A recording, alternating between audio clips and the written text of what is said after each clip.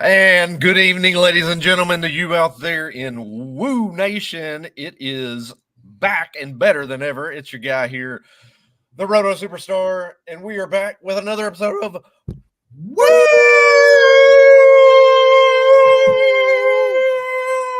Fantasy. Yes, Hell right yeah, here, let's go. ladies and gentlemen, brought to you as always by Rotoballer.com. That is right, Rotoballer.com, your one-stop shop for all things fantasy. Go to Rotoballer.com today. Promo code WOO gives you a special discount at checkout, so go and grab that today, Rotoballer.com. And I will bring in, of course, the co-host of the show, someone that Dennis Allen probably likes a little bit more than Kendre Miller. That is the real FF GOAT himself, Nick Hefley. How we doing? Big Rotoballer, shot collar, 20-inch blades on the Impala. What up, guys? Let's go. Woo! Loving it. Fantasy. Dude, I am so ready to talk ball. Let's go. Well, here we are. Obviously, it's Thursday night. We're not talking about Kendre Miller. We should definitely talk about Kendre Miller. That's why I wanted to kind of throw that in a little bit there, that little dig at Kendre Miller. But anyways, it's Thursday night. We've got 2 weeks until the NFL regular season kicks off. We've got my Bears, baby, getting ready to come on that's here. Preseason preview action of Hard Knocks on the TV. Week 3. And, well, the way you're looking at it now, too, gosh, we've taken as many snaps as a lot of these first-team offensive skill position players have taken in the preseason this offseason, so in the training camp and preseason. How do you feel about that? I know we talk about that quite often. How do you feel about, it's 3 preseason games now instead of 4 like general, but obviously we've talked about that. Unless you're the Bears, you're doing the extra one with the Hall of Fame. But you're not getting those reps during the preseason. They're protecting their players. What's your take on that? How you feel about that heading into the season? I think it depends on your team. I think it depends on how long your skill position guys have been together. Your team like the Chiefs, you don't need preseason. Let's face it, you don't need this stuff. Your team like the Bears, you got Caleb Williams coming in. You got Keenan Allen coming in. You got Rome Odunze. You need those snaps. You need that preseason action to be able to get in, get concise, be able to work on your stuff. But most of these teams, they need some preseason action. You need a little bit to be able to get going week in, week out, because this is your one chance for dress rehearsals. Week 3, week 4 used to be dress rehearsal time, to where, these guys used to play into the third quarter just to be able to come back after halftime and get going here. So, again, I don't like it. I can understand in the current, dynamic of the NFL, like how this stuff is working. I get it. But for a team like the Bears, throwing Caleb Williams out there, they're showing highlights right now of him last week in Cincinnati, looking great. That's the kind of stuff you need week in, week out to be able to get going. He did not have great drives last week. His final numbers look really good. But at the end of the day, those are the kind of reps you need to have in the preseason. So the more times you can do that, I certainly welcome that, at least for my Bears. Love that he's getting some action out there with the ones. Yeah, and that's the thing, too, is just the repetition and getting the chemistry to unfold with the first-team offense. We see it really year after year the last few years, as these offenses kind of stumbling right out of the gates into the regular season. It affects us from a fantasy perspective, obviously, because, you've got a lot of these guys that are high draft picks. You really want to see these guys perform first game out, as soon as you put them out on the field. And then next thing you know, you've got guys that are going 3 for 40 at receiver, things like that, and they just look sluggish. The offense looks out of form, and quarterbacks throwing 2-3 picks and turning the ball over there, just looking sluggish, And not to mention FanDuel. We may talk a little FanDuel this week. We'll probably wait till next week to do it, but some of these FanDuel lineups look like complete crap at the end of the week, just because you got guys that are just coming out flat, all because they're not playing in the preseason. So again, I get the injury factor. Never mind. I'm not even going to say it. I don't want to jinx anything because my Bears are playing right now, so I'm not going to say a word. No, you don't. You definitely don't want to jinx things like that for sure. As we are getting we're 2 weeks away from the start of this thing, and of course the infamous now Friday night game. You believe that? Yeah, it's nuts. I mean, it's still we've got plenty. I've still got plenty of work to be done heading into, and it feels like you're kind of in a position now where we're changing rankings day by day instead of, where we were about a month ago and you're changing a rank. I was changing rankings maybe every other week, something like that. But now you've got stuff that's coming down the pipeline and it's changing your idea and your perception of player values day after day at this point in time, in which that kind of kicks me into what we want to talk right out of the gate here, right off at the top of the show here, is it's been all over Twitter this afternoon, and we've talked about it. You and myself have talked about this offline today too. Is the Jahan Dotson kicker trade from the Commanders? Oh yes, Cade York, trading for Cade York there. Yeah, no, I mean Cade York is. The Commanders are definitely going to be kicking the ball quite a bit. Here we go. And, I think it's a great move for the Commanders. Riley Patterson was there. Go ahead. Here we go. So, no, the Jahan Dotson trade obviously was the big news of today. The Washington Commanders, after weeks of telling us through beat writers and reports that Jahan Dotson's just not cutting the mustard, today they decide to trade him in division to the Philadelphia Eagles. Shocker. For a pair of 7th rounders and a 3rd next year. Shocker. So, I mean, if he's as bad as they say they are, to get a 3rd rounder, I mean, that's what the Bears got for Keenan Allen. No, that's crazy. Well, that's crazy. Also, let's not remiss on the fact that y'all did trade for Chase Claypool and gave up the 32nd pick in the NFL draft. Hey, come on. Let bygones be bygones. It's in the past. What a crap. That's one of the little, I was talking the other day with a guy at work about, just how good, for the most part, Ryan Poles has been. But that was absolutely his worst move, is trading for Chase Claypool. Claypool had ability, but you don't trade for a 2nd rounder that wound up being basically a 1st. No, horrible trade. But trading him in division, he must have been bad. Yeah, friend of the show here, Chad Parsons, chimes in, talking about how it's the admission of a bust level for the Commanders here. And Chad Parsons' project did take a huge step down last year. That he did. He definitely did not exceed the potential and expectations that he had in fantasy last year. So that's one thing to look at there. But for me, it's the perception you're getting traded in division to a rival. It's got to be bad. And it's got to be bad. It's actually obviously it's a fresh start for Jahan Dotson here, but he's also stepping into a situation now with the Eagles who have locked up A.J. Brown. They've locked up Devontae Smith. You bring in Saquon Barkley, another guy that's going to be potentially taking away targets. Dallas Goedert's still there. So at this point now, you're looking at a Jahan Dotson where he was with the Commanders last year, and what we all thought heading into this year was going to be the let's say third option, 4th option possibly on that offense. Just depends on what we're looking at with Brian Robinson splits, Austin Eckler splits, Ertz, Ben Sinnott, the Senator Ben Sinnott. I mean, I thought third year guy, right? This is his year. Like, it's his time to be able to break out, right? I mean, I at least had the assumption is. I would have loved him as my number 6, or the guy like Jay Daniels coming in to be able to come in there and sling the ball around a little bit. I mean, 4 touchdowns last year that Jahan Dotson had, almost 50 receptions. So a guy that, again, came up from year 1. He had 7 touchdowns year 1, 4 touchdowns year 2. A guy that I thought maybe kind of coming into his own a little bit, or at least could come in, but clearly that is not the case. I don't know who the heck is number 2 in that Commanders offense. Is it former Atlanta Falcon Olamide Zaccheaus? Is it De'Ami Brown? Are we going Luke McCaffrey here, or wait for it?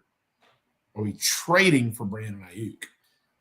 That's some rumor has been out there, but I just don't see that. I can't foresee that happening though. Yeah, because the 49ers have made it readily apparent that they want a wide receiver back in the deal. So you would assume Jahan Dotson would have been the piece that's going to switcheroo in a trade like that potentially. I would. And you mentioned the 3 names that everybody's kind of talking about on Twitter right now is who's the guy to go after as the wide receiver 2 in this offense.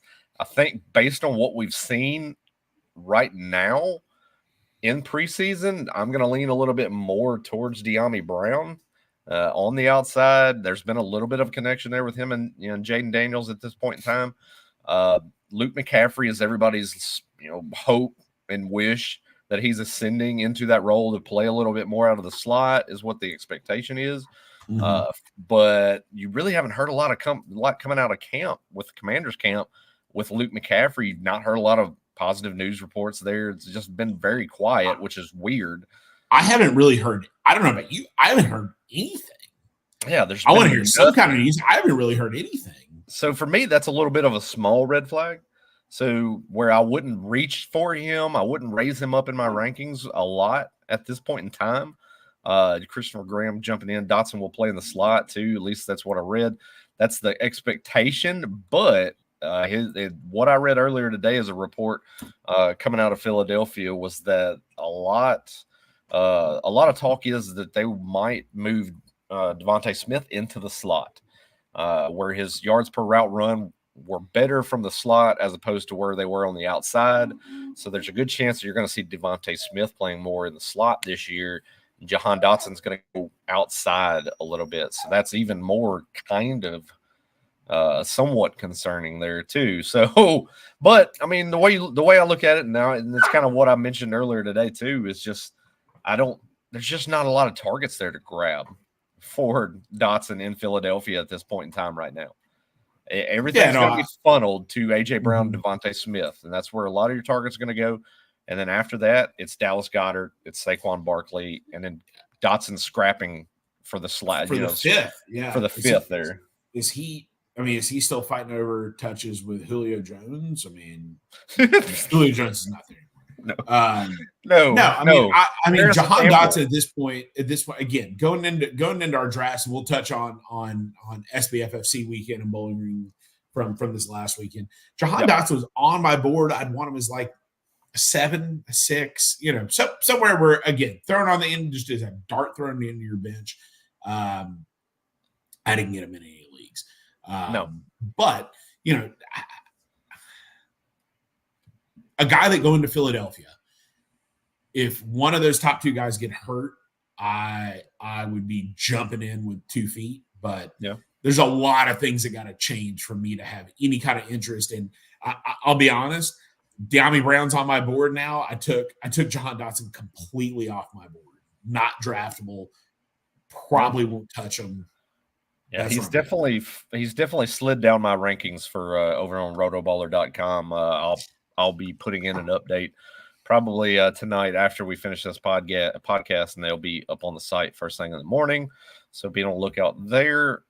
Definitely moving Dotson way down. I did move De'Ami Brown up with the assumption that he's going to be the 2 right now, is how I'm putting that in rankings wise. So outside of Luke McCaffrey to the board, I mean, I don't really know much about him. Again, in a deeper league like what we're doing in Kentucky there, maybe somebody to, at the very least, keep an eye on. But, I think for your home league, for your 12-team league, going about 16 rounds, I think even De'Ami Brown is probably undraftable at this point. So it's going to be the Terry McLaurin show. Does Terry McLaurin move up in your rankings with this move? Does he stay the same? What happens to him? I've had him as a fringe low-end wide receiver 2, high-end wide receiver 3 pretty much for the last 3 weeks now. I don't think I can move him up anymore from where he is right now. So it's not really moving the needle for McLaurin. I expected kind of a big year for McLaurin already. It's best quarterback that he's played with in his time in the NFL. So for me, I think there's big things coming for McLaurin this year. So it doesn't really move it for me at this point in time. I mean, as bad as Sam Howell was last year, that man targeted him. Terry McLaurin. No, he definitely was a first read target guy, and he saw a lot last year. But it also speaks to the fact that there was just not a lot of excitement there with Sam Howell and that quarterback play last year. And that's something we've seen with McLaurin. He's a more expensive Drake London to a degree from the last couple of years. Guy that we've expected good things from, but the quarterback plays just held him down.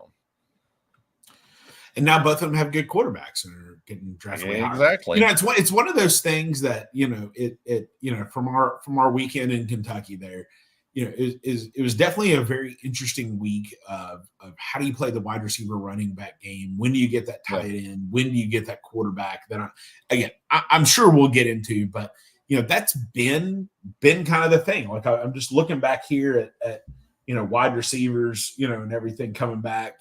Terry McLaurin going round 6 in the draft here that I'm looking at in our main event. So just where some of these guys are going. Where can you go? Who can you get if I'm going to take a running back 2 out of the first 5 rounds? Who can I get wide receiver wise in round 6 to be able to have my top 3-4 guys? What's going to be the thing? So, I mean, it's really interesting this year. It is as it is every year. But, you've got Terry McLaurin's going currently looking at Draft Shark's consensus ADP amongst numerous sites. Got Terry McLaurin as wide receiver 32 going at the 10th pick of round 6. I've got him a little higher than that. So I do too. I've got him ranked a little bit higher than that. So I will more than likely find myself in a position where I will be drafting Terry McLaurin in the final drafts as we head into the end of the regular season. But before I transition over kind of into the next thing we want to talk about, I got a question here coming in from the YouTube channel. Jeffrey Mills wanting to know, got a half-point PPR or PPR half-point and standard regarding Kyren versus HN for best of end of season to own. Between those two options, who are you more high on there between Kyren and HN right now? Jeff, it's going to be all day long in both of those two options. Full point PPR, but half and standard, we're going Kyren Williams on both options there. Let me tell you why. Kyren Williams is the unadulterated number 1 in that offense. Provided he is healthy from his injury here, he is going to be the guy. HN, you go back last year. Now, I like Devin HN. I really do. But if you go back and look at a lot of the game scripts that he had, they were either getting blown out or they were up like crazy when he had some of these long runs and everything. So Kyren Williams is going to be your guy. You probably want to get Blake Corum a little bit higher just to make sure you got his back up again. I feel like Kyren Williams may be a little injury prone, but Kyren Williams is your guy. You're getting him right now, round 2, round 3, depending again on your format and everything. But you definitely want to go, especially in a standard league, you're going to want to go Kyren Williams. Yeah, I'm going to fully agree there, too. I know everybody is really wanting to buy into that second-year leap with HN. More He's the sexy pick. He is the sexy pick. That is true. But, I mean, we even see it from Mike McDaniel in his press conference earlier this week. He's like, they asked him, how's the running back depth chart looking right now? He's like, I could have 2, I could have 3, let's throw 4 in there is how he was answering that question. So, but it seems like it's definitely going to be, you're going to heavily rely on Raheem Mostert still again this year until the wheels break down. He's not going anywhere. Let's face it. Until that breaks down. That's pretty much, that's the way I'm looking at it. We got a 3rd and 4th dog in the fight and with the Dolphins there. Yeah. Jalen Wright. We got Jeff Wilson is also going to be there. He's going to at least get just a little bit there. And at least they finally made one move and got rid of Salvin Ahmed earlier this week. So.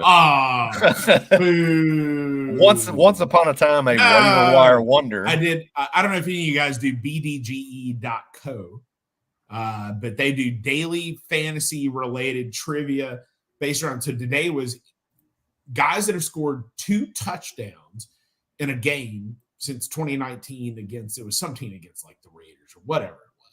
But anyway, Salvin Ahmed was an answer on that. So hey, he's good. He's good for something every now and again. Every once in a while. So when is this game actually starting here? It said it was going to start at 8. We're at 8:22 here. What's going on? Well, maybe a weather delay. I haven't seen anything yet. Waiting to find out a little bit of information. But it's probably one of those where, hey, tune in for the studio show, but we're really starting at 8:30. Sure. Exactly. Wanted to transition over again, talking more wide receivers before we kind of get into reviewing SBFFC weekend.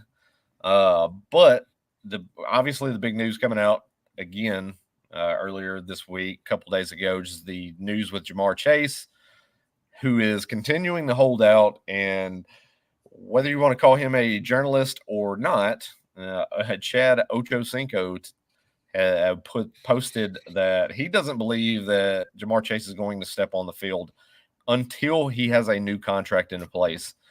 How do you feel about that? And obviously the situation with CeeDee Lamb as well, that's been much discussed, obviously, on this show for the last couple of months. Are we sweating it all whatsoever? Are you drafting like normal? How are you viewing it? No worries whatsoever. No worries. These guys ain't missing a game check, dude. Come on. Use this to your advantage. If you have people, SBFFC, our main event this last week, I had pick 7. Jamar Chase falls to pick 7. You think I'm passing him up? Hell no. He is not going to miss a game. If he misses a game, it'll be one game. Yep. And the fact that I can get Jamar Chase at 7 when he's going in a lot of drafts in the top 3, dude, I am banking that all day long.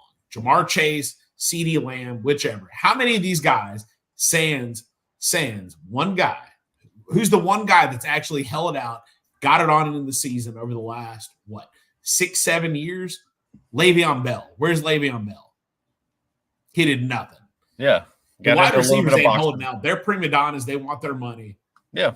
These guys are coming in. So do not worry about it. Take advantage of that if you can in your leagues. Draft these guys. Draft it like they are not going to miss a game, because guess what? They probably won't. They're probably going to get paid.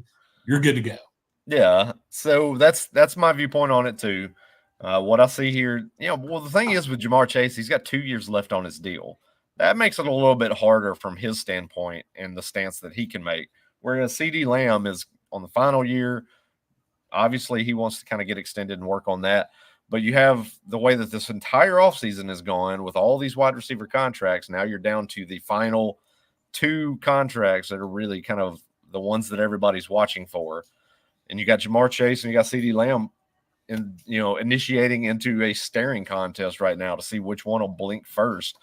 But all indications for me, that some of the reading the tea leaves, in between the lines, whatever you want to say, CeeDee Lamb feels like that's on the verge of happening from everything that I'm hearing. So I have zero worries about that. If I were to have a smidge of worry, a 1% worry, it would be for Jamar Chase. But that's because we have seen that before from Jamar Chase, sitting out his final season of college because he knows he's about to get paid in the NFL. He didn't want to affect his paycheck. That might be a smidge of a worry because we've seen it from a principle standpoint for Jamar Chase at this point. That's the only thing in the back of my mind that I have. They didn't really have NIL back then. No, they didn't. It was under the table. He was definitely getting a lot of that money under the table for sure. Yeah.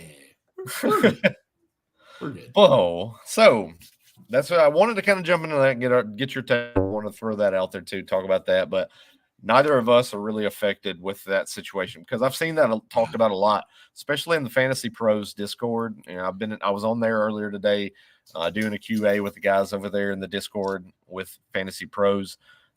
I saw a little bit of back and forth there, some talk. There are some people that have a little bit of concern of what they want to do with these receivers right now, but that's what we're looking at. That's not adjusting anything right now. Draft accordingly, like Nick mentioned. We'll get into it here in just a minute with his SBFFC team getting Jamar Chase at 7. That's a massive, massive value. Where Chase is typically going off the board at 2, 3, 4 in that range. Oh, we got breaking news. Oh, we got T-Bag on the field. Creed Humphrey signs the best deal for a center in NFL history. Oh, good. Be that as it may. Yeah, so, Cowboys ain't got to worry about that. We've got Connor Beebe, the rookie, as our starting center. We don't have to worry about paying a center right now. We had Tyler Biadasz walk this year, so. But no. Yoshivas. But yeah, we've got preseason action underway. It's a lot different than what we had last year around this time when we did this podcast, and you and I were talking ad nauseum about Tank Dell as he was going off against the Patriots in a preseason game. Yeah, first down Bears. Woo! T-Bag throwing the football. So, but let's transition over into fun times. Bowling Green, Kentucky, SBFFC weekend this past weekend. We were up there. We had drafts all weekend long. We had 2 on Friday night. Obviously the fantasy mini main event that this podcast sponsors. We had that Friday night. We had several divisions drafting in that mini main event, followed by the Superflex draft that I, myself, and Nick's little brother, Joe Nathan Hefley, co-own and manage a team drafting in the same division in a relegation league against. We're in the top. We're both in the top division. We're both in the top divisions. Shocker. So we had that draft going on. We had a Superflex draft there. We both had the auction draft Saturday morning right out of the gate, where I was the runner-up last year out of the 36 teams? Yeah. In three that leagues, overall. Three different 12-person leagues in auction, yeah. So, runner-up here last year, thanks to that last week. Took the week off, but otherwise. Nick Chubb, week 2.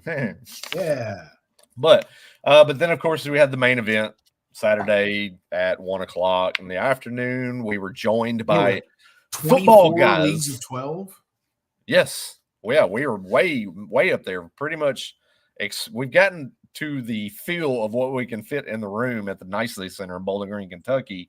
But we were actually joined by the football guys, Joe Bryant and my good buddy, Joey Wright. They represented football guys at this draft in the main event this year as well, and put together a team, and were involved in the main event. So it was cool to get to see those guys there too. But main event, SBFFC, the whole weekend, we had a blast as always. Always a good event.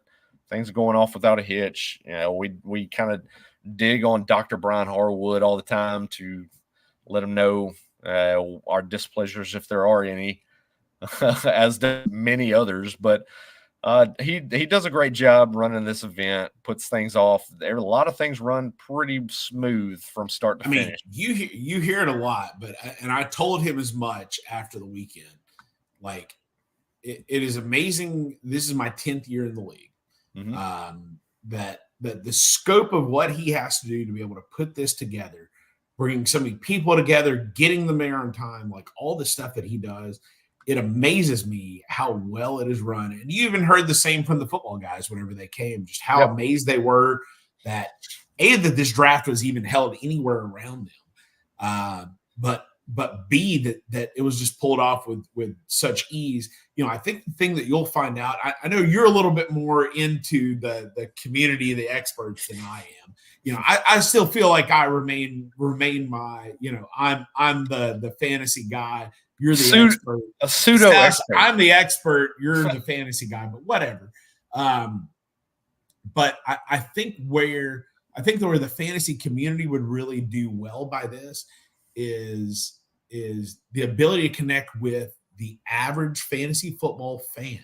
Yep. And I think that's what's missed, is because there's so many events out there that are just experts, that are just the people that do the podcast. And you miss that connection with the fan. And this is the perfect example of that, because you have fans. There's not a lot of experts. You know, I would consider us kind of experts, but at the very least, I mean, we're not out there dominating, even though I felt like I dominated my draft, but we feel like we're in amongst the crowd. And you talk to the football guys that you mentioned, and I bet that they would tell you that this is fantasy football at its truest form. Yep. And it was a great weekend. Like, I truly enjoyed it. I look forward to this weekend every year, and it did not disappoint.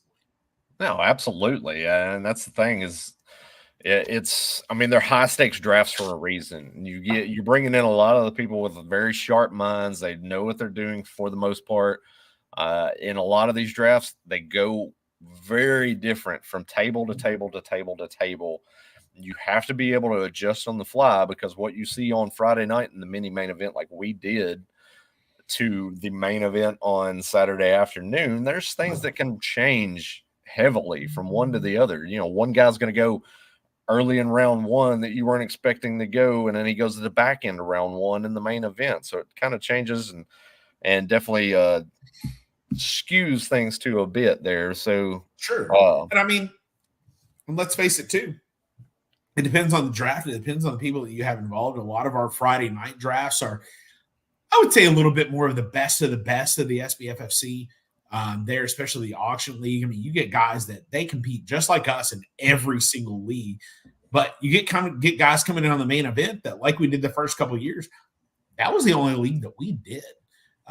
So you get guys coming in there that do that throw some curveballs at you for Yep. good or bad. You know, they throw some curveballs at you, and you got to be ready to go against that. So there's a strategy involved to be able to come in.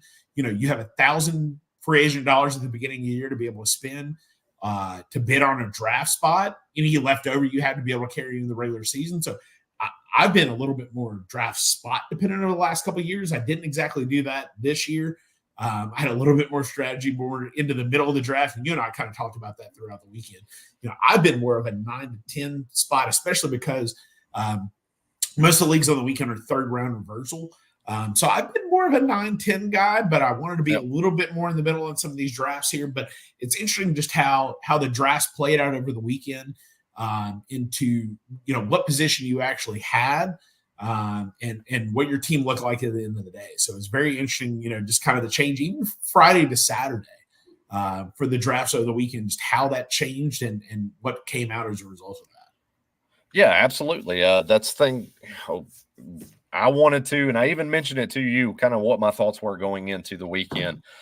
Even going into the weekend, and we'll let Nick kind of step out, but I was going to kind of keep things going here. But my thoughts going into the weekend, he mentioned too that, you know, we do get to bid for where we're going to draft from in both the mini main event and the main event itself.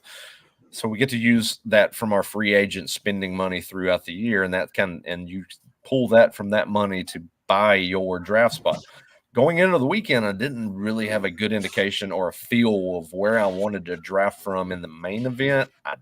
Going in, I kind of felt like I wanted to be around that 9-10 spot because this is third round reversal, as a lot of your high stakes drafts typically are. So I used the mini main event on Friday night to work the front half of the board. I wound up with the 5th pick in my division of the mini main event.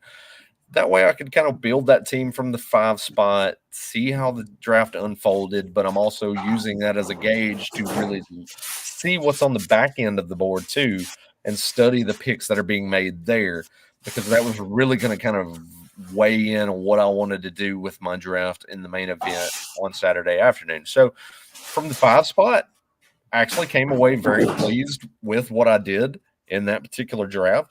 Pulling that up right now, but what I did there in the 5 spot in that particular draft, pulling up the Superflex draft, but what I did from the 5 spot there, and kind of goes back into talking about what our discussion was a minute ago, is how wide receiver kind of variance, and how some of these people might be a little bit scared off of the CD Lamb and Jamar Chase situation. I went from the 5 spot, landed CD Lamb at the 5 spot, which I don't believe we saw in any other draft.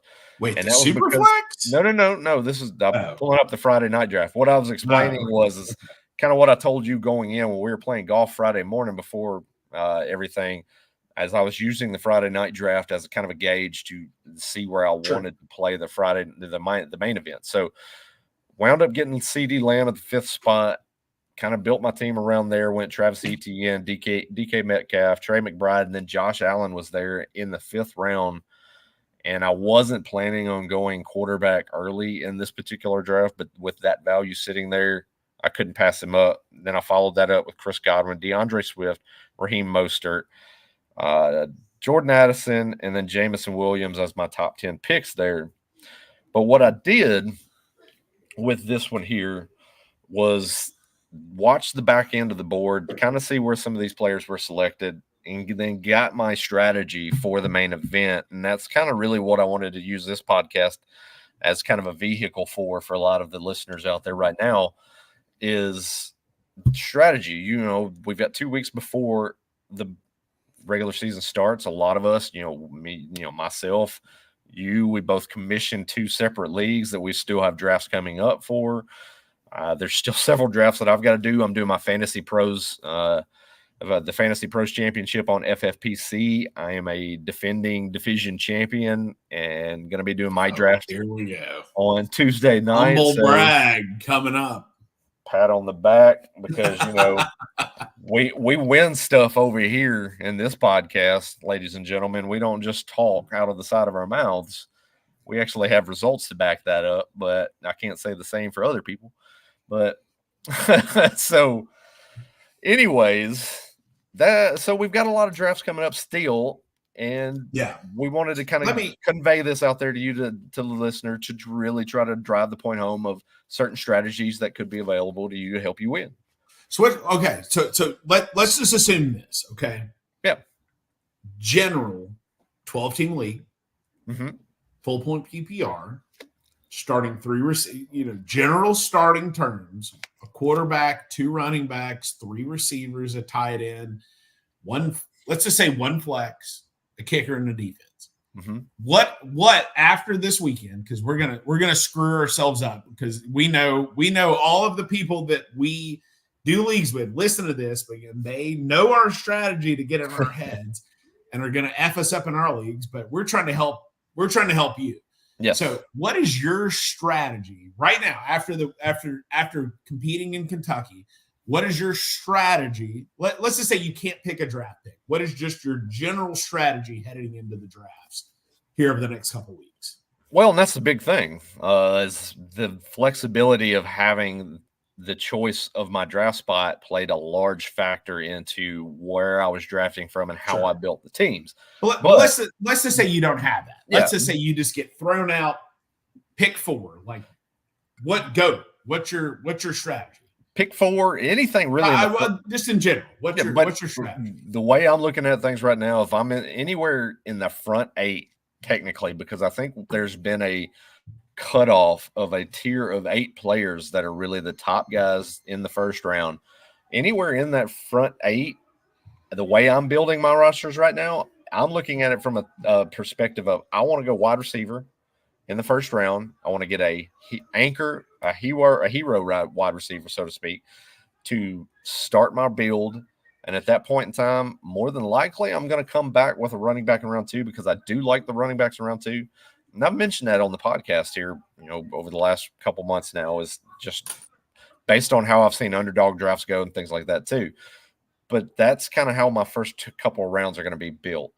Now, if there's a screaming value there for me in the second round as a wide receiver, and you're talking about 3 wide receivers that you're starting in your starting lineup, I have no qualms about going 2 wide receivers to start my draft, because as we've seen, the running backs are pushed down the board.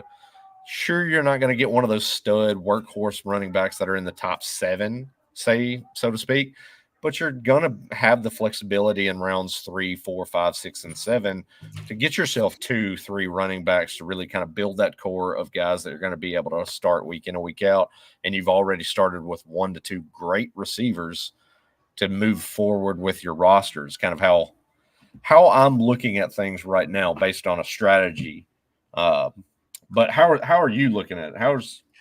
I'm kind of right about the same. I've done a lot of mock drafting. For me and my build, and I think the best way to be able to attack drafts this year, wide receiver round 1, because I'm not saying that I don't like Bijan, I don't like Breece Hall. Like, to me, let's face it, if you're number 1, you're picking Christian McCaffrey. I think that is, if I had the first pick, I would pick Christian McCaffrey. Whatever you say, doesn't matter. I'm picking, if I pick Breece Hall or Bijan in round 1, and I think they are solid round 1 contributors.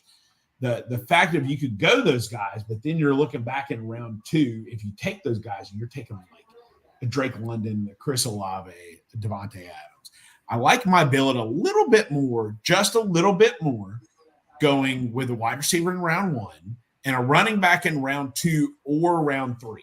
So if I can get a Derrick Henry, Isaiah Pacheco, Kyron Williams, and then follow that back up in round 3 with another wide receiver, or taking that wide receiver, and then in round 3 getting like a Rashad White, Josh Jacobs, James Cook, one of those kind of guys. My favorite build this year by far, and I utilized it pretty much every draft this weekend. Wide receiver in the first 2 rounds, Rashad White in the 3rd round, another wide receiver honestly, every single draft that I did over the weekend, I took Malik Nabers in round 4. Like, if I can get Malik Nabers as my number 3, like, I am singing and dancing all the way to the freaking championship. And I'll tell you what, too. You need to take a tight end early. If you don't take a tight end early, ask Brandon from one of the drafts we did over the weekend who missed out on one of the top tight ends.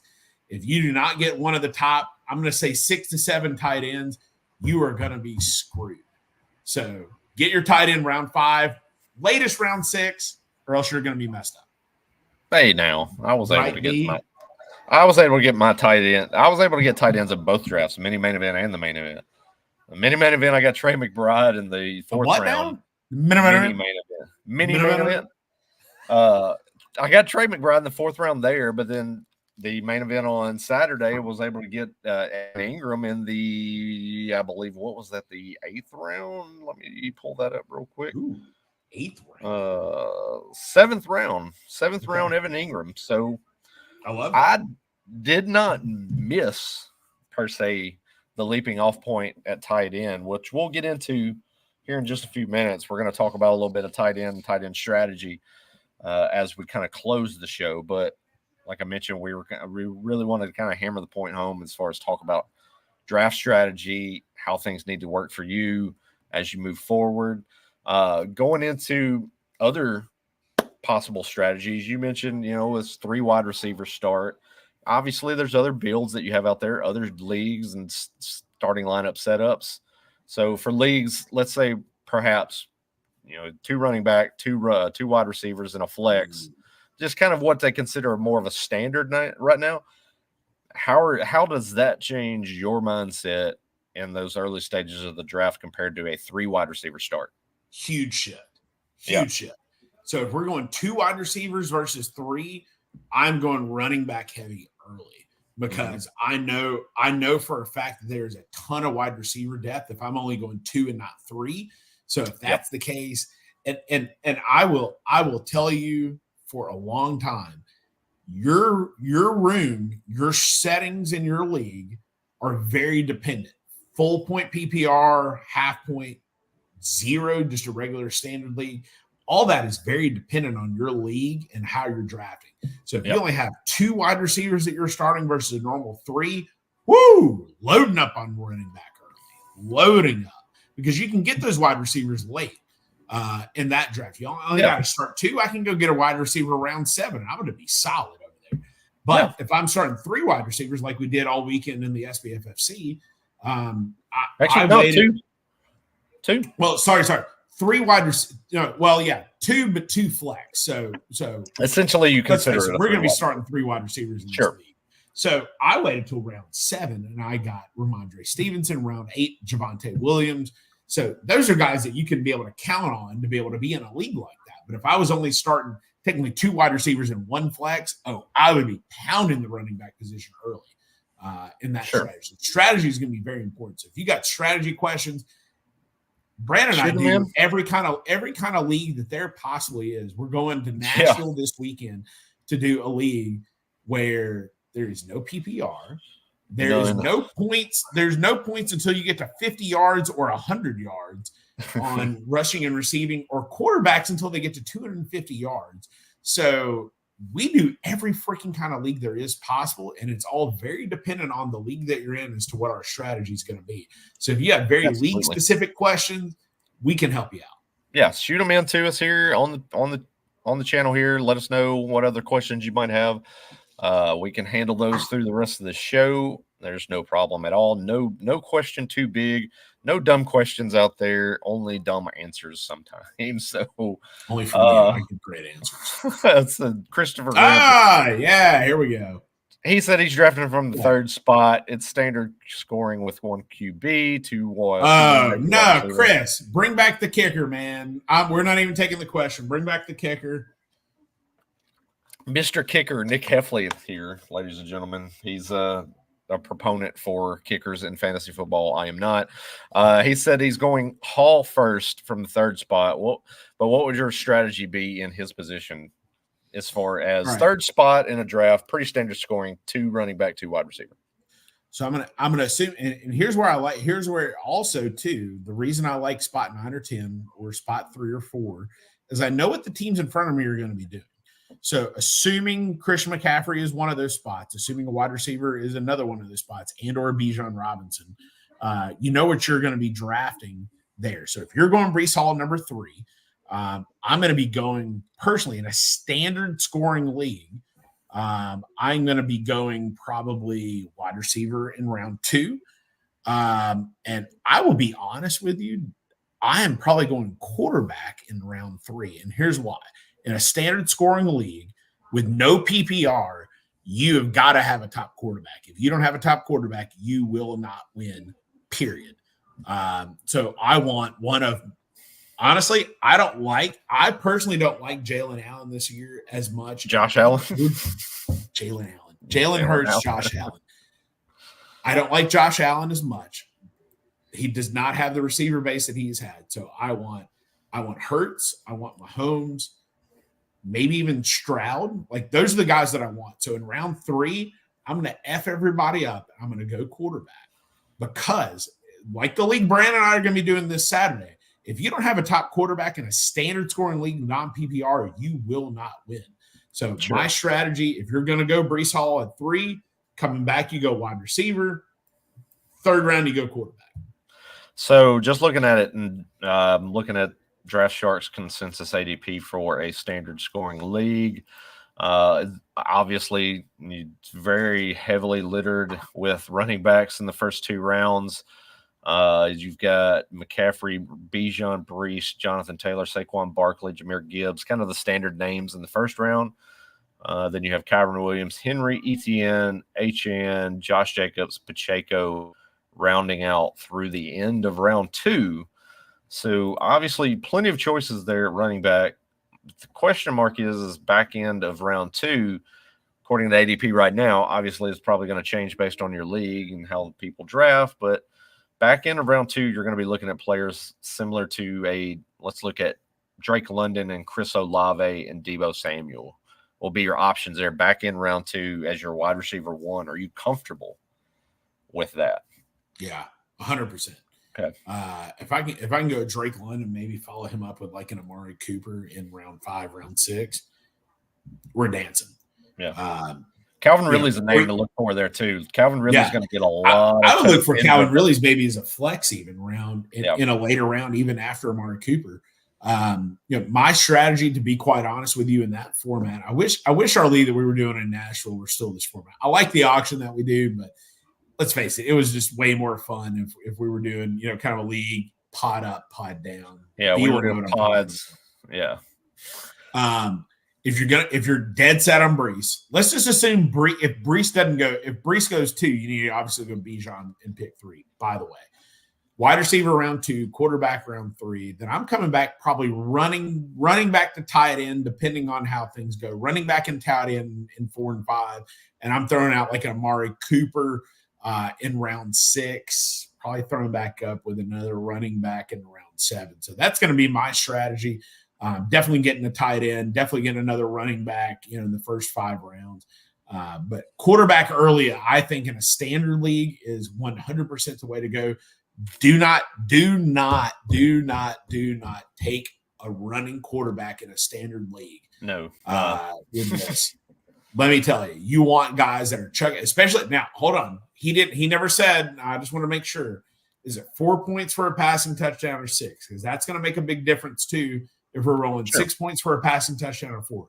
If it's 4 for a passing touchdown, guys like Lamar Jackson are vaulted really, really high. Versus if it's 6, I want a guy like a Stroud or Love to be able to throw in there too. Yeah, that's something to keep in mind there too. Is the scoring for the passing touchdown? That's definitely going to change your values for the quarterbacks there. Wanted to throw this one in here too. It's not in the chat, but it's on the Discord channel. I have a question for a Superflex. Superflex 12-teamer. The guy's got the 1-1. I know you had the 2 pick in our Superflex. So 1-1. What quarterback are you going a 1-1? Josh Allen winning ours. I tell you what, I picked 2, having a feeling that Josh Allen would go number 1. Dude, Jalen Hurts is my number one overall in a super flex. 1-1 Jalen Hurts all day long because he's going to have the receivers. I don't know who the hell Josh Allen is going to throw the ball to. Like he's getting hyped up as the quarterback he was last year. He was great. He ran for all these touchdowns. Hurts is going to be my guy. So it's 4 times. Okay. All right. All right. Different strategy for a 4-point. All right. We are in that scenario. We are not going quarterback in round 3. We're going to wait because at 6 points, you're going to go for the guys that are throwing for touchdowns. As a 4-point, you're going to go for the rushing upside guys because the rushing guys, your Hurts, your Josh Allen, your Lamar Jackson, even Jaden Daniels. I know B loves him. Those guys are going to go a little bit higher in these drafts because they're going to probably rush for double-digit touchdowns or very close to that. So my strategy is going to change in a 4-point passing versus 6-point passing. So I would actually say you're going to wait till about round 5 or 6 to be able to go quarterback. You're going to go wide receiver, running back in 2 and 3. Sounds like a good start there to me. I believe in that, but obviously. It varies. It's going to depend on how the draft is going to flow and stuff too. You don't want to do like certain people do in drafts that we were in this weekend and script out your draft ahead of time.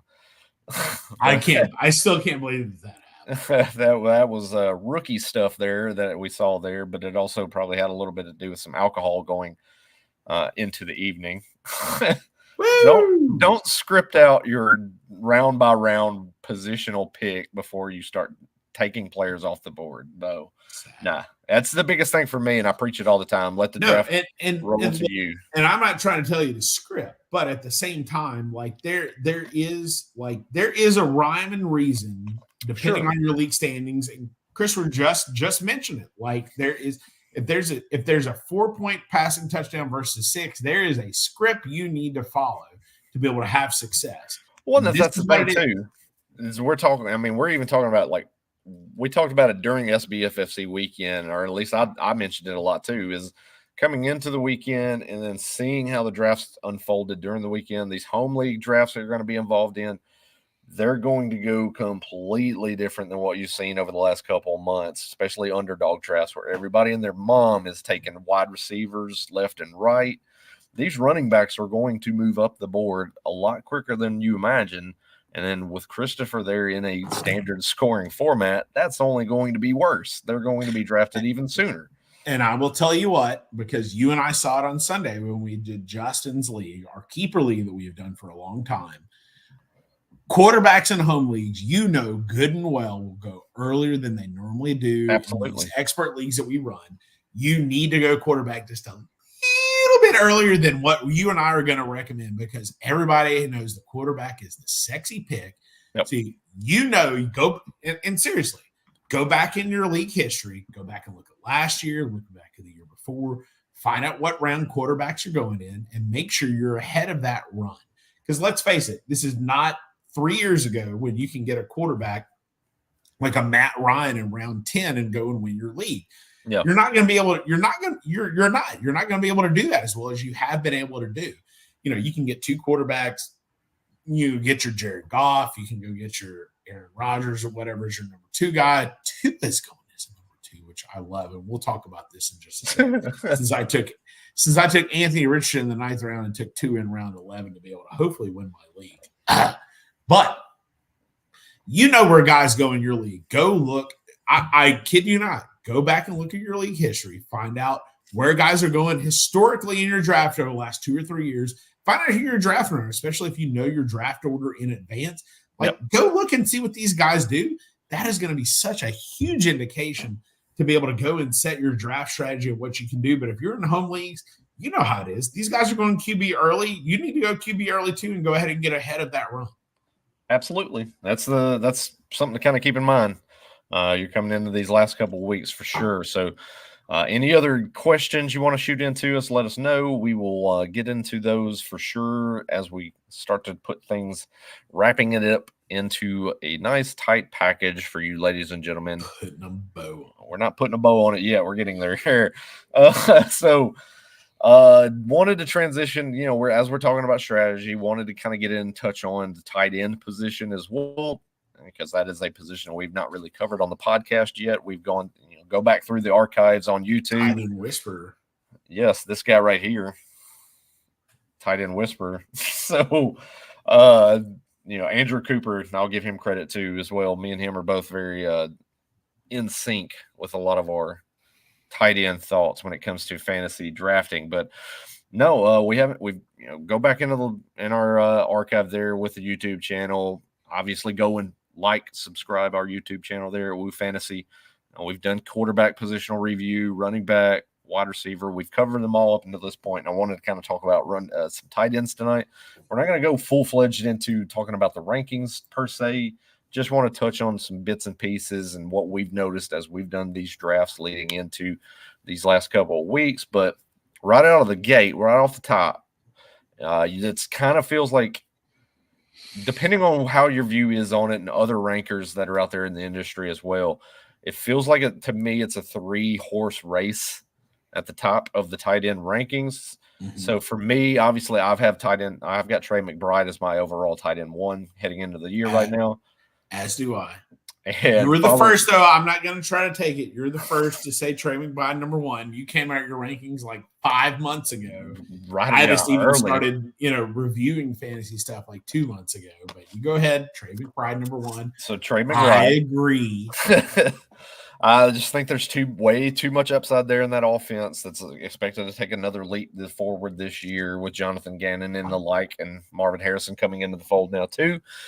But then you also have Travis Kelce and Sam Laporta in that grouping. How do you feel that these players shake out? Obviously, it feels like Laporta. Let me pull up the ADP right quick in full point PPR. Laporta's still going as the overall number 1, correct? Not Laporta or Kelce. I mean, depending on where you're looking at. They have flipped, and consensus ADP right now, you've got Travis Kelce at the back end of round 2, the very last pick, followed by Sam Laporta. At the 4th pick of round 3 is where they're currently going. If you're looking at consensus ADP, where's Trey McBride going? Trey McBride, 1st pick, round 5. I'm dancing all day long if I'm getting him late round 4, early round 5. Look, I think that's a strategy. I to be honest, I think the numbers for Trey McBride, Kelce, Laporta, I think at the end of the year are going to be fairly similar. So if I can get Trey McBride 2 rounds later, then I can get Kelce and Laporta.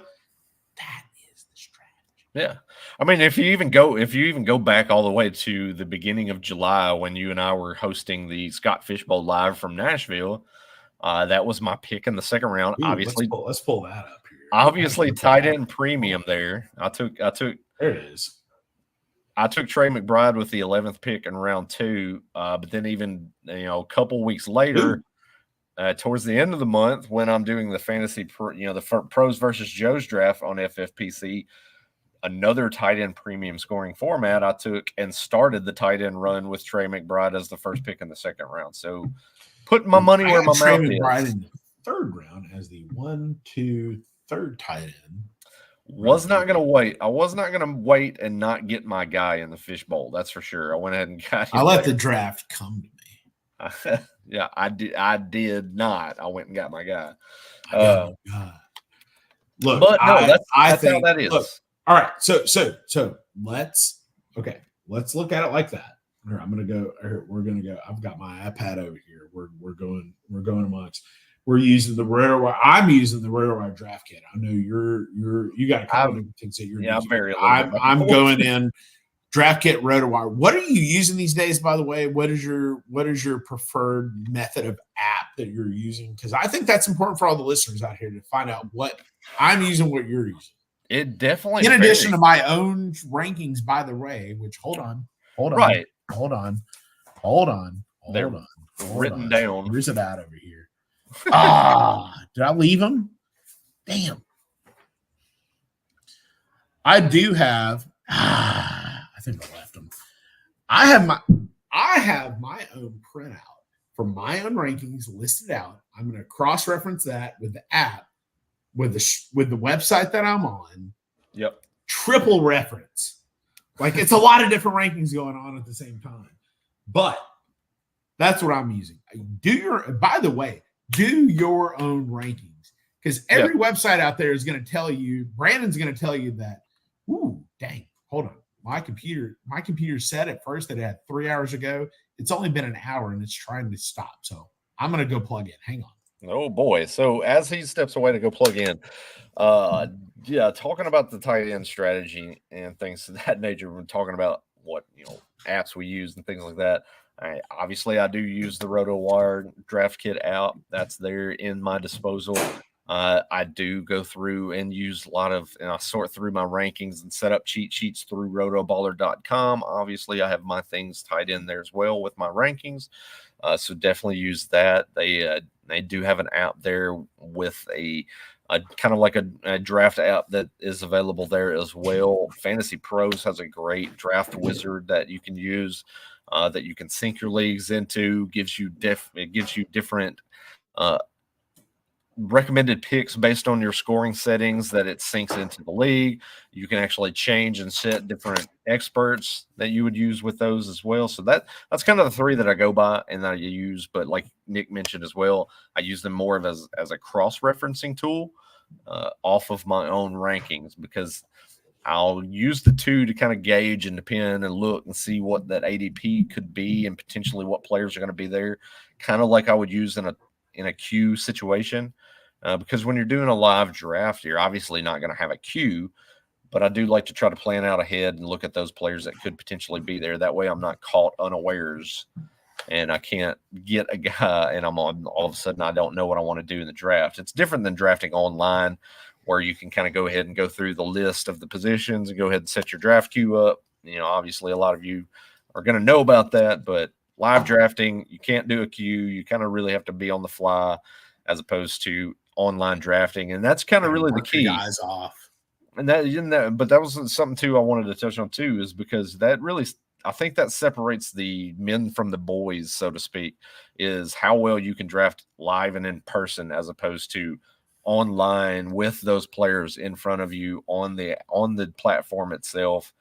Because it really separates the people that are doing the homework, doing the work behind the scenes, kind of setting up the rankings leading into the draft. Those are who's done your mock drafts? Like, seriously, like who's done your mock drafts to know, like, look, I know this is the best guy on my board, but the second guy, best guy on my board, kind of think I can get in the next round.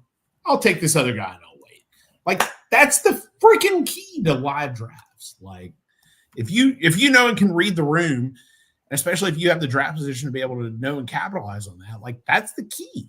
Yeah, absolutely. That's definitely something to keep in mind with. But tying back into the tight end talk, we've just kind of discussed those top three. Mark Andrews is actually the third tight end on the consensus ADP over here on Draft Sharks, 12th pick, round 4, so right there in front of Trey McBride. We kind of talked about this as we were talking about the SBFFC just a few minutes ago. You kind of feel like there's obviously a top 7, top 8 at the position, and you want to get those guys within that first. What's your sweet spot by the end of round 7? You want to have your tight end? I want to go round 5, round 6. Like, I really do. Like that's going to put you in the range of probably Trey McBride, possibly, but it's going to put you in the range of Dalton Kincaid, maybe George Kittle, and Kyle Pitts is what you're looking at. But I tell you what though, I've got Evan Ingram ranked over over George Kittle at this point right now. You look back, That's strong. You look back at what Trevor Lawrence did this last year, over 100 over 100 targets for Evan Ingram this last year. You know, I'll be the first person to tell you I'm a Kyle Pitts truther. Like, I have drafted heavy the first 2 years, heavy. And you know what that's going to mean. I don't get him this year because I've gone a little bit higher than what I've gone for Kyle Pitts. He's going to ball out this year. Like, I don't have any qualms about it. Yeah. But I think that's my latest the latest ADP duel that's going to be coming to Fantasy Pros over the next day or two. Teaser. Is Kyle Pitts versus George Kittle. They're going kind of back to back. Who are you going? I'm going to guess.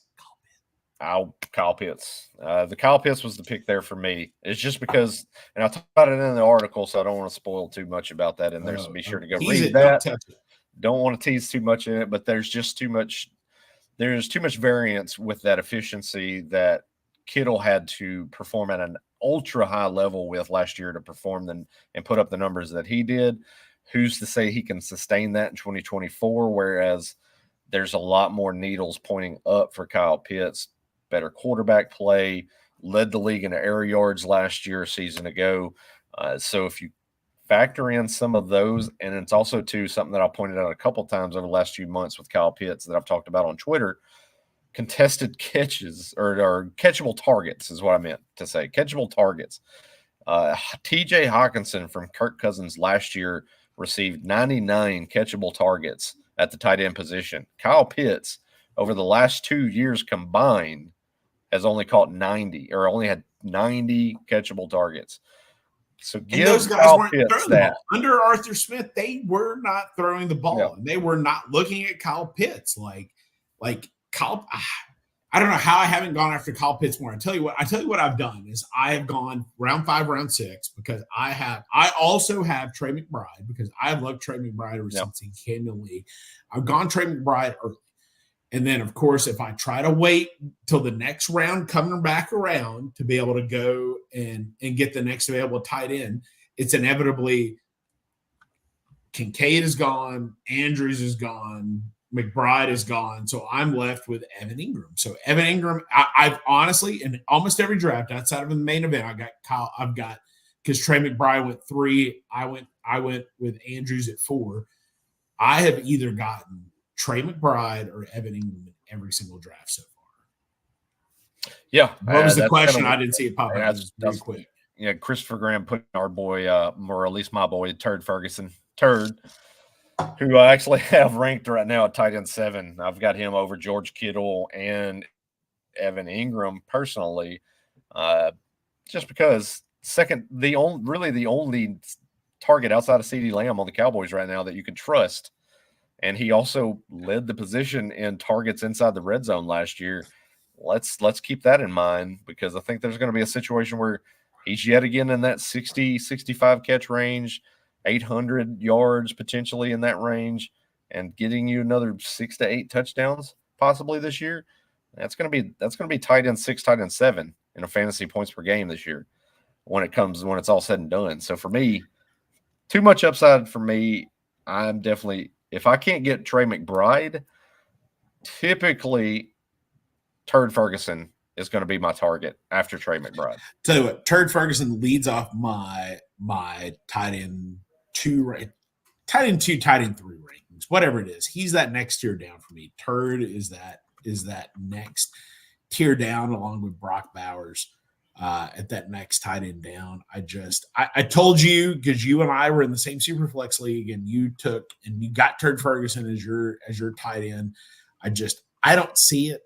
I see Evan Ingram as a clear, to me, I see Evan Ingram as a clear separation in that upper echelon tight end. And you see Ferguson and Ingram as that kind of even kind of thing with Ferguson maybe being a little bit better. My only thing there is the potential that all those targets, you could probably see 15 to 20 targets come away from Ingram this year with the addition of Brian Thomas Jr., with the addition of Gabe Davis. The team continues to talk glowingly about Parker Washington. But I mean, you have vacated Calvin Ridley targets there. Like it's not like you have Gabe Davis without Calvin Ridley kind of a thing. Like the targets are evened out a little bit with, again, and that's why I think Evan Ingram, like I honestly, and we're going way off tangent here, but Trevor Lawrence as a number 2 quarterback, a high-end number 2 quarterback, especially if you're in, and here's, oh man, woo, we're getting ready to get into this thing right now. All right. So Jesus. if your league, here we go. If your league allows trades, which most of the leagues do, some of the leagues we do, like the SBFFC that we did in Kentucky this weekend, do not allow trades. So this is not word for a league to do not allow trades. But if your league allows for trades, take a second quarterback early, because you can trade that second quarterback if they have a baller year, like what I think Trevor Lawrence is going to have.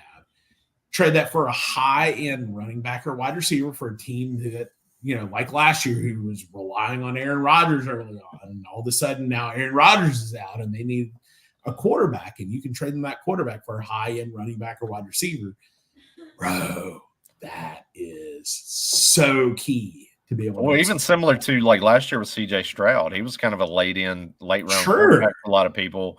You could move the guy that you drafted early that was more of a stud quarterback, keep CJ Stroud through that stretch run, trade your star quarterback that you drafted early to improve at a position somewhere. Say, yes. Last year, if you took advantage of it correctly, you could have traded your QB1 that you drafted to the team that lost Joe Burrow. And 100%. So many chances to be able last year to be able to trade that guy. Yeah. Be able to get a stud running back, receiver, tight end, whatever your team needed. But if your league allows trades, if you're not drafting a second quarterback early, you are doing it wrong, because you're going to be trading a round 10, round 11 guy for a guy that's going to round 3, round 4, round 5.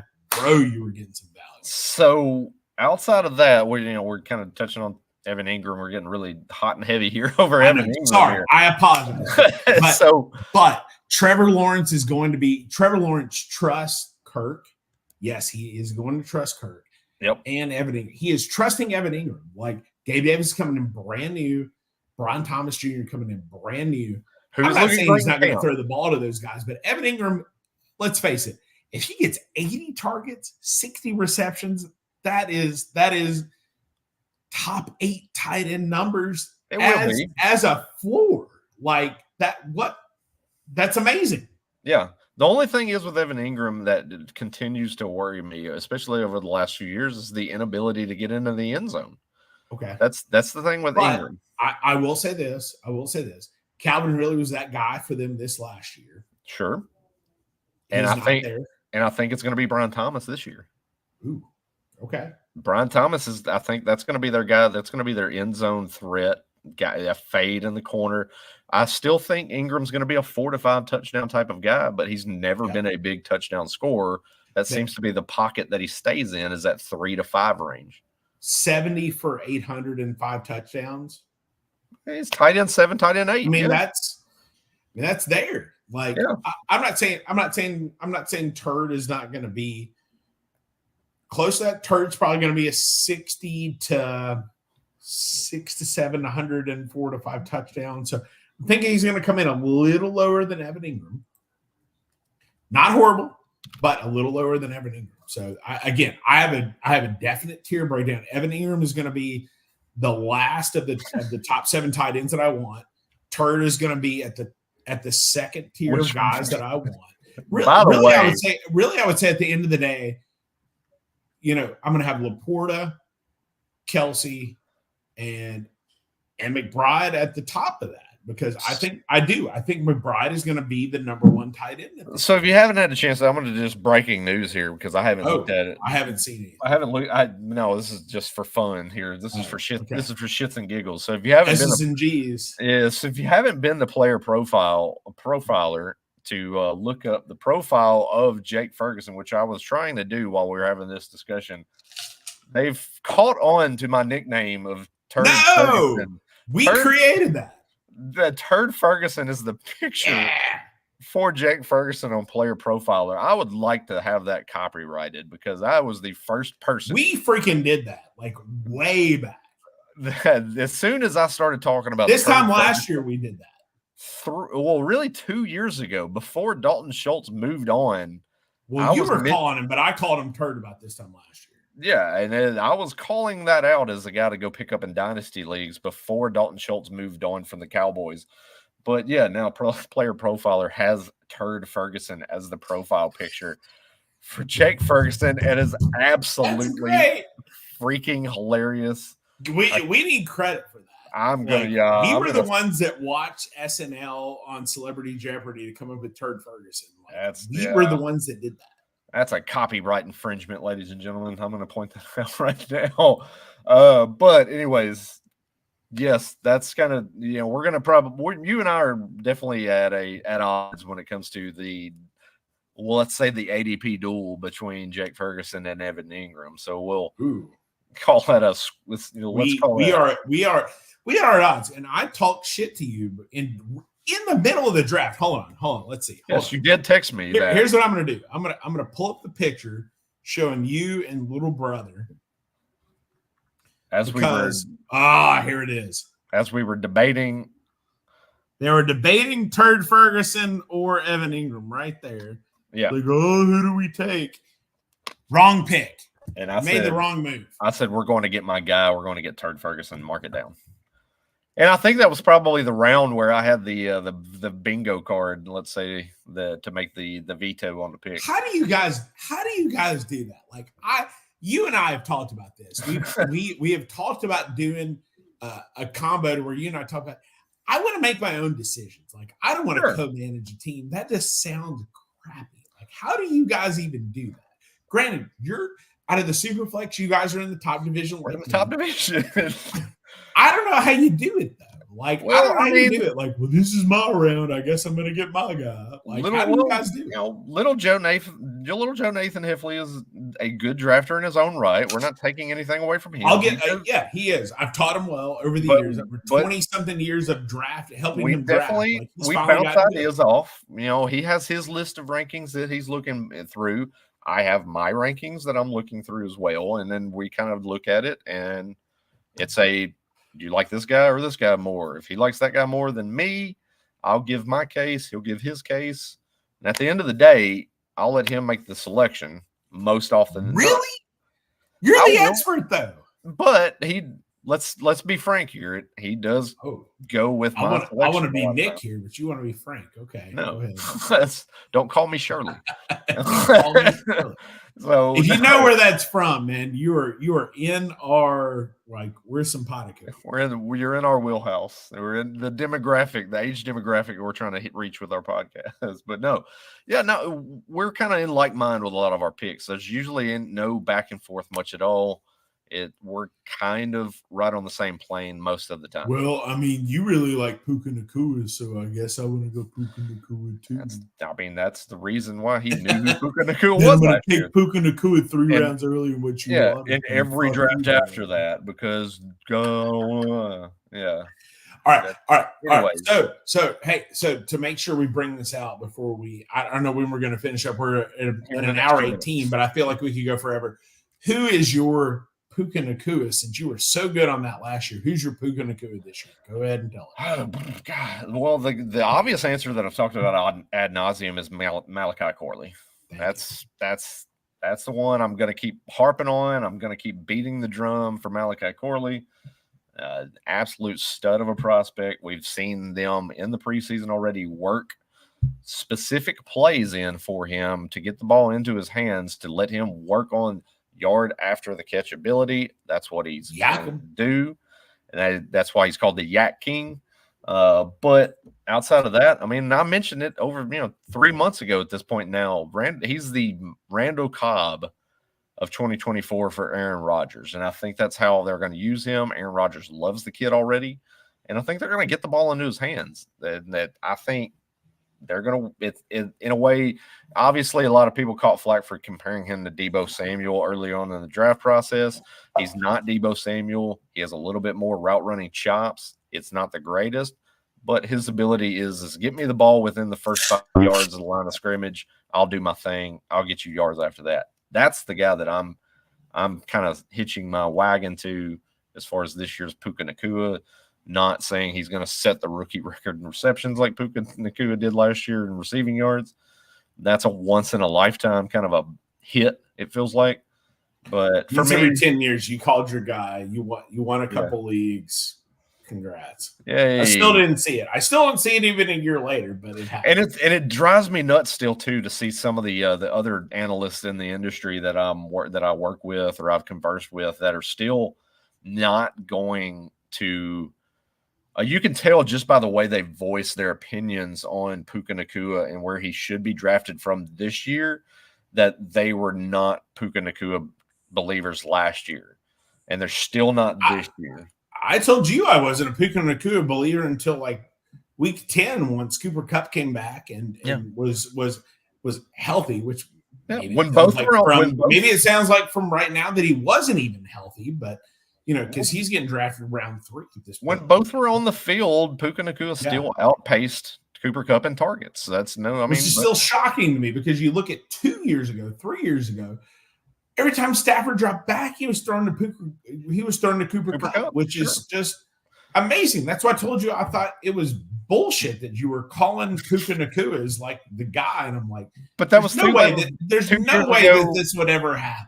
2 years ago, they had no other legit receiving option on the outside to pair with Cooper Kupp. It was Cooper Kupp. So I'm like still right now. It took me to like week 10 or 11 to actually be able to do it. Congratulations. That was a call of your life. Yeah, thank you. Now, let's ask this. It makes up for my Rashad Penny love from years ago. Malachi Corley. I like Malachi Corley this year, yes. That's the guy that I'm not leaving any draft without. What do you think Malachi Corley? What's your final year-end numbers for Malachi Corley this year? Oh, best case scenario. Best case scenario, 79. I'm going to say 79 catches for 878 yards. 7 touchdowns. Oh, shit. And add in another 203 rushing yards and a touchdown. Wow. Almost 1,000 all told in 7.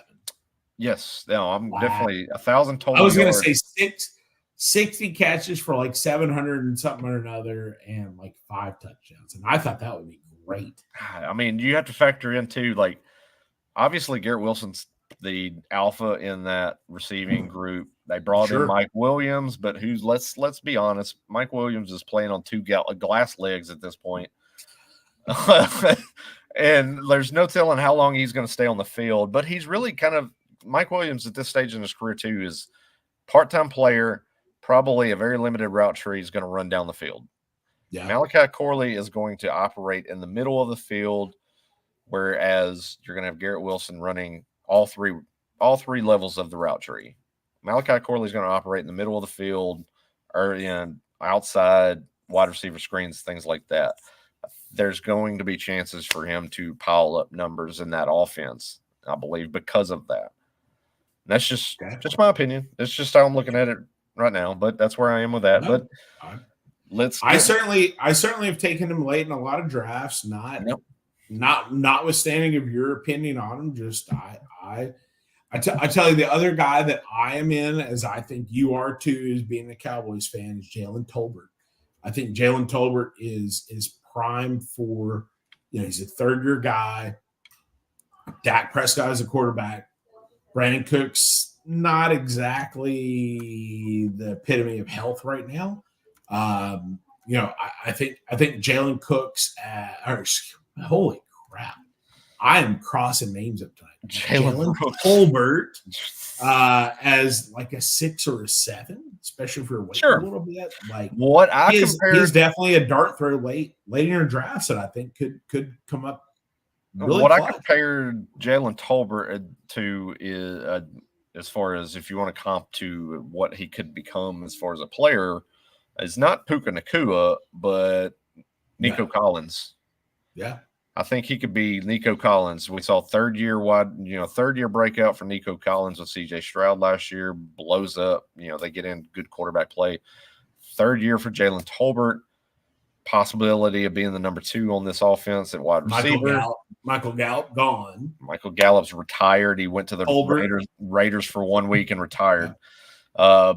Yeah, I think Jalen Tolbert is a prime candidate as a guy that you can get, and he could be this year's Nico Collins, a guy you're getting double-digit rounds.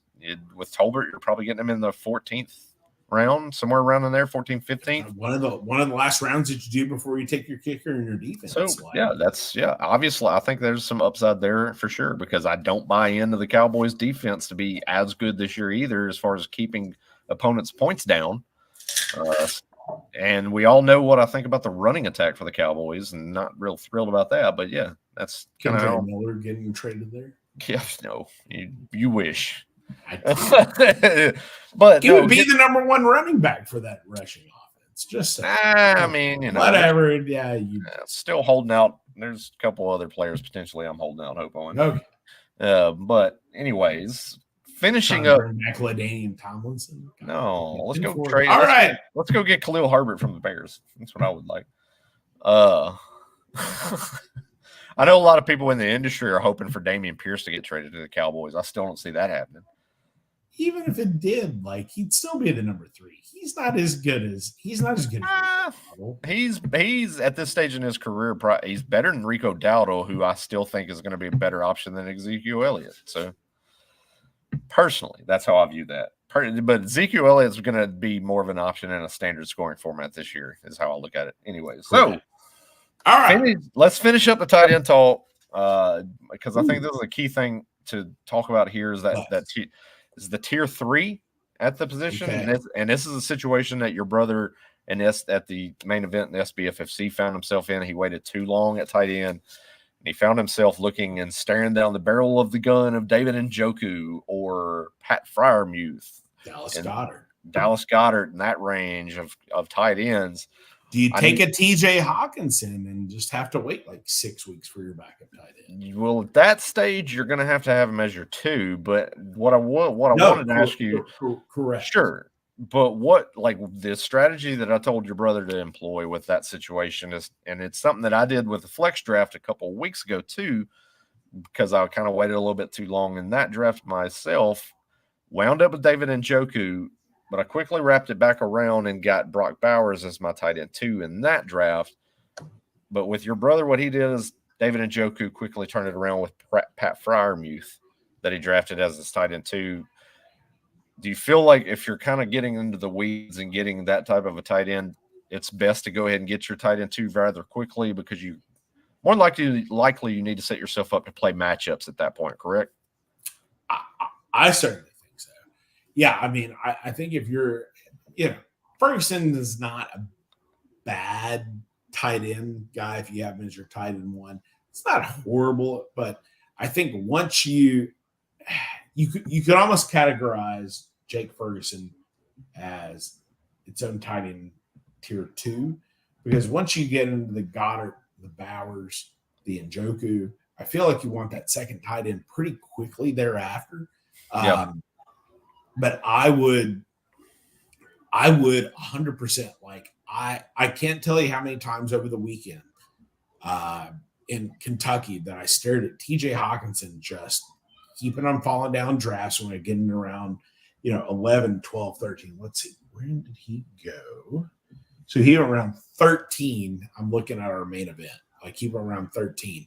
If I get a guy like TJ Hawkinson with a guy like Sam Darnold, who is, let's face it, is probably going to be captain check down. Yep. If I'm going to get somebody like that around 13, where I can probably trust for 4 to 5 to 6 receptions a week, get him as a backup to be able to come in, that is gold. Yeah. In those type of rounds. So that's definitely the guy I'm going to be targeting. You got a guy like Dalton Schultz to be able to target in some of those rounds there. Cole Kmet, who I don't necessarily trust as much, but I tell you a name that I like if you're gunning for a back end, a backup tight end, or maybe even just a really late tight end 1. A guy like a Luke Musgrave. I think he's in the right offense to be able to go in, be able to go get your points. But you say that, and I agree. I don't advocate that strategy. I think the absolute strategy you need to utilize in your leagues, because if you don't have an upper echelon tight end, I promise you, if you look at the difference between tight end 1 and the tight ends that you wait on from going from like an Njoku, who you look at Njoku's numbers at the end of the year last year, he had a great year. Guess who that was with? Yeah, Joe Flacco. Yeah, it was not with Deshaun Watson. He did not throw the ball to him. He threw the ball to Amari Cooper. So guess what you need to do? Not take Javen Njoku as your tight end 1. He needs to be a tight end 2. So you need to, in your league, if you want to win, you need one of those top 7 tight ends. If you want to win your league, round 5, round 6, you need to take the tight end. So do not be left with a tight end, a mediocre tight end, and be left catching up on points really the entire year. Yeah, you're chasing points at that point when you're behind the 8 ball at the tight end position. I do agree. Njoku's not the greatest name to have, but if you get stuck in that position, that you have to get your tight end too quickly. One other bit of information from a fantasy perspective that came out today that I want to get your take on before we kind of wrap things up. And I want to get a sleeper at the tight end position from you as well. You're going to ask for it. But the news that came out today from Yahoo Fantasy Football is they have officially moved Taysom Hill's eligibility to tight end for the 2024 season. Ooh. So I take it you are in favor of said move. In favor, yes. Okay. I feel like it's a little. How many times did he play quarterback this last year? Not often. But he also plays a lot of running back. I think at the very least he should be listed as a dual tight end and quarterback. True. Because guess what? In a regular league, I'm going to tell you what though. In a regular league, should you start Taysom Hill on a week in, week out basis? No. If you have a best ball, if you are on some of these websites, if you are on Underdog and you have a best ball format, if you don't take Taysom Hill especially if he's listed as a tight end, it's tight end 2, tight end 3, you are doing things wrong. Taysom Hill in a best ball format, like who knows when the hell he's going to do whatever he's going to do? Like, I don't know. You don't know. But in a best ball format, I just go ahead and get his 1 to 2 touchdown week every week, every year. Dude, you are winning stuff. Yeah, but here's the thing I wanted to ask from that perspective is how fair is that they have made this decision 2 weeks before the regular season starts, and plenty of fantasy football drafts have occurred already, altering where you would have taken a Taysom Hill if you take him. I mean, if he's listed as just a quarterback, you don't even take him at all. You don't. Yeah, but now, like retroactively speaking, though, that's ridiculous. I mean, that's just for me. I don't know. I still tell you what. That's what, and I'm still pissed off about. Graham brings that up too. I'm still pissed what off about Taysom Hill if he missed out on tight end? 2 years after it happened, ESPN had Taysom Hill listed as a tight end. Then he started playing at quarterback, and ESPN decided, all of a sudden we're going to take you away from tight end, where we had you listed to begin the draft, and we're going to take you and move you to quarterback and lose your tight end eligibility. Complete BS. I told all my leagues, look, if you drafted Taysom Hill, if you had him on your team prior to this week, I will let you and I will put in those points in a tight end if you will start him. Granted, the team that had him did not start him at tight end, which is probably still smart. But complete BS from the fantasy community. Like, at the very least, you should take a fantasy baseball approach and listen as tight end and quarterback. Dual, both. You should not take away. You should, after you do drafts, after you do your first draft of the year, Yahoo, guess what? You had him listed at quarterback, and all of a sudden to list him at tight end, you got to list him at both. Sorry. Yeah. But then that's too like the FanDuel, that FanDuel free square that Taysom Hill was for a couple of weeks too before they made the decision to change that. He was the tight end that everybody had in their lineup for 2 weeks straight, and it was ridiculous. But that's neither here nor there. It looks like Carson Steele. What question would we have? Nice for the Chiefs. He just mentioned the fact about Taysom Hill being someone to go and use as well. If you miss out on the tight end, which that's what we were jumping into, got to a little late. I tell you what, man, if he's your starting tight end, you're fucked. Like, Yeah, you're seriously, not in a good spot. you're not going to do well. Like, I really don't. Like, I don't want to. If I'm having to start a lineup week in, week out, I don't want him at tight end, because guess what? You don't know what week he's going to have. You're going to start him that week at tight end thinking, oh, I'm going to be smart. This is going to be the week he's going to blow up, and he's going to get a catch for 3 yards and a rush for 10, and he's not going to do anything. If you're now, if you're in a best ball and you have Taysom Hill and he's your tight end 2, tight end 3, we're cooking with gas. Yes, correct. So, like I mentioned just a second ago, trying to finish up the show here. We've been rolling along here tonight. We've been going good tonight, man. We can go for another hour. I did want to touch on. You mentioned Luke Musgrave. I'm more of a, if I'm going to touch a Packers tight end, I'm getting Tucker Kraft. That's just me. I'm not going to touch. I don't want Luke Musgrave personally. I just don't think that upside's going to be there with Luke Musgrave this year. I do think that the offensive coaching staff likes Tucker Kraft a little bit more, but he's been hurt all off season. He's back now. Positive reports coming out of camp. I think it was good late last year. You and I both know that. You and I Yes. both had Kraft last year in some fan duels, and we're advocating for him last year late. Yes. Who is your? I feel like we're going to be talking about the same player, but if you're taking a late tight end as your backup, which I think every person needs to have a backup tight end. Mm-hmm. Who's your backup tight end this year? The Senator, Ben Sinnott. That's my guy. That's especially with today's move. I think that today's move pretty much hammers the point home for me. I am definitely all in on Ben Sinnott. You're probably going to follow a similar script to what we saw with the Arizona Cardinals last year. Ertz is going to start the year as the tight end 1, but talent and youth overtakes the old man. And by the end of the year, I think Ben Sinnott's going to be a guy that's going to be startable in a number of formats, just based on how this offense is unfolding. So that's my guy. Yeah, I agree. I mean, I'm in on Sinnott. I drafted him in a couple of leagues as my tight end 2 over the weekend. The other 2 guys who I'll make quick mention of that I took as my tight end 2 in some of these leagues. Cade Otton was getting drafted really late in some of these leagues. Had a good year this last year. And I haven't had a league. Granted, I had a little bit. I had a TJ Hawkinson league where I took him as my number 2, but I had a league to where Hunter Henry did not get picked. You know, the rookies love to throw to the tight end there. Yeah. I had a league where Hunter Henry did not get picked whatsoever.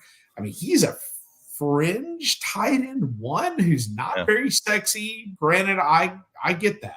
Tight end but 16. If you're drafting late Hunter Henry with a guy like a Jacoby Brissett, Drake May, Joe Milton, as your guy, but Hunter Henry is gonna be a guy that's probably gonna get some targets along with Pop Douglas over there. Like they're gonna have to throw the ball. They're probably gonna be down. Like Hunter Henry may be a halfway decent guy to be able to throw out as one of your last couple of rounds here. So. Some touchdown potential there for sure. I do like that. That's a guy that I've gotten as a tight end 2 and quite a number of underdogs for sure. So other name I will mention too before we hop off of here is Tyler Conklin, Mr. Consistency. I think he's at 87 targets 3 straight years. Look for that trend to continue this year with Aaron Rodgers, who likes to throw to the tight end, especially around the red zone. So that's something to keep in mind with a Tyler Conklin late. So that's kind of where I'm looking at there. Did want to mention, go to my Twitter account at Roto Superstar. Go on there. Did mention earlier today, running back the Woo Fantasy $5 special that I did last year with some of our podcast listeners. Just a $5 simple entry into the sleeper league that I set up last year that we did with some of the podcast listeners. It was really fun. Good chance to work with some of these guys, talk to them throughout the year, pick their brain, things like that of that nature. So I got a few spots left open in that. I think 3 or 4 still on that. So go to the Roto Superstar account on Twitter, find the link to that sleeper league. I'll be posting that out once we get it full, and follow along with the draft there as well. Kind of keep everybody abreast to that.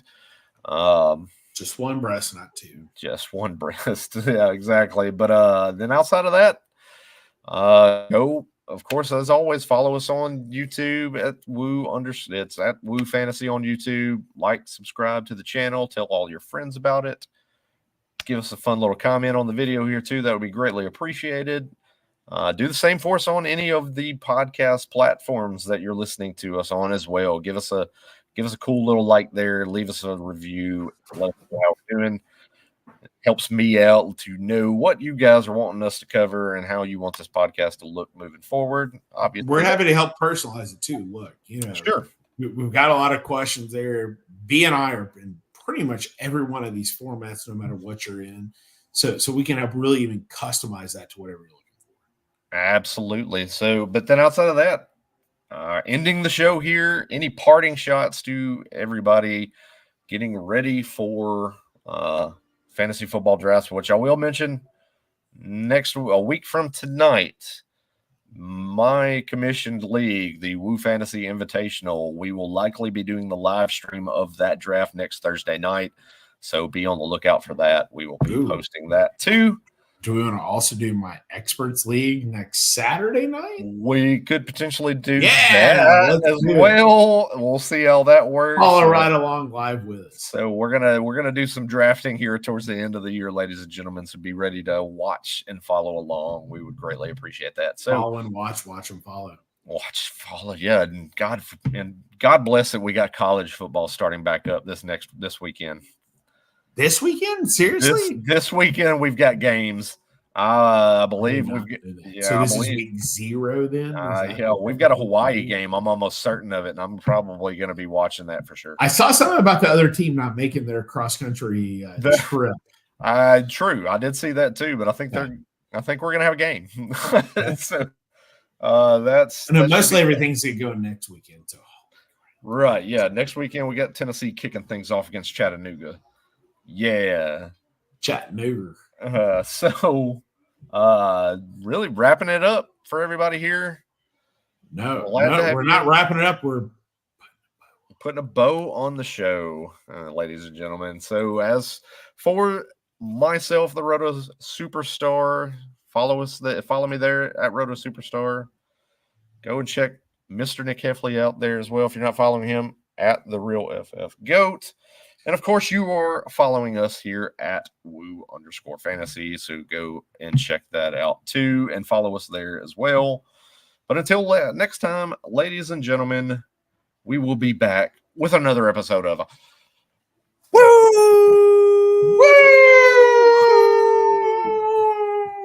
Fantasy right here, rotoballer.com. Peace.